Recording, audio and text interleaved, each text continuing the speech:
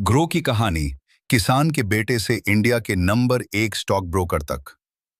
Grow आज भारत के सबसे बड़े स्टॉक ब्रोकर्स में से एक है। हर 3 नई एसआईपी में से एक ग्रो पर शुरू होती है। लेकिन इस कंपनी की शुरुआत बहुत साधारण परिस्थितियों से हुई थी। ग्रो के सीईओ और को फाउंडर ललित केसरे का जन्म मध्य प्रदेश के लेपा नाम के एक छोटे से गांव में हुआ था। ये गांव इतना पिछड़ा हुआ था कि वहां बेहतर शिक्षा की सुविधा भी नहीं थी।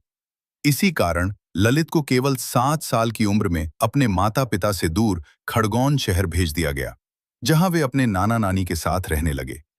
खड़गौन में उसी साल पहला इंग्लिश मीडियम स्कूल खुला और ललित वहां के शुरुआती छात्रों में शामिल हुए। वे पढ़ाई में औसत थे, लेकिन दूसरी कक्षा में उन्होंने टॉप कर लिया। उनके नाना ने उन्हें सिर्फ एक शब्द कहा, गुड।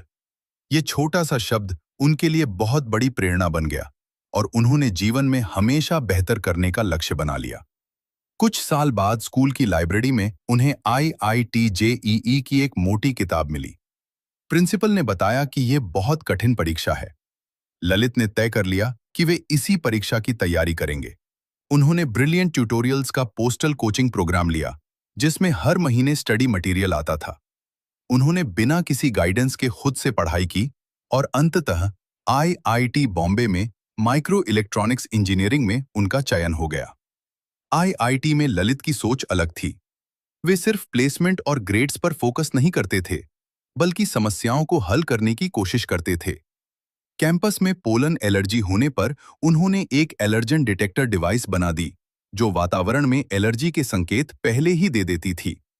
इससे उनकी समस्या समाधान क्षमता और उद्यमिता की सोच साफ दिखाई देने लगी।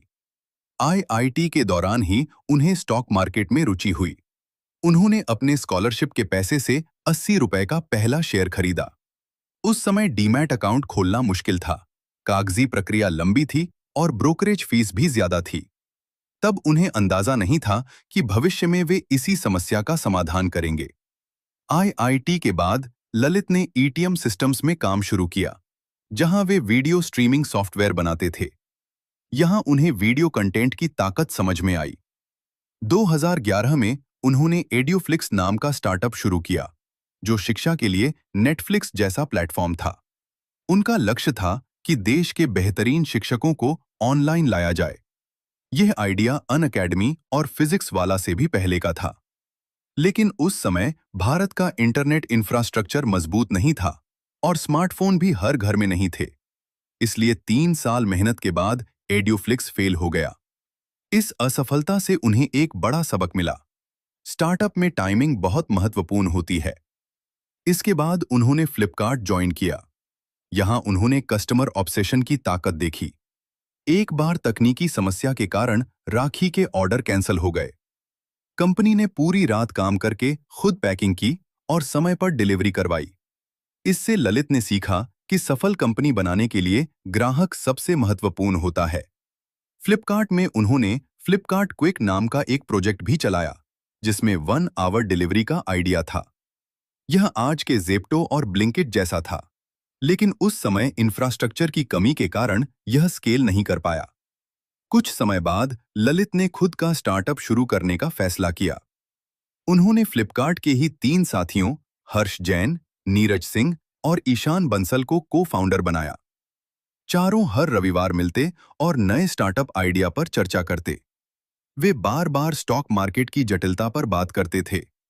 डीमैट अकाउंट खोलना कठिन क्यों है? म्यूचुअल फंड्स समझना मुश्किल क्यों है?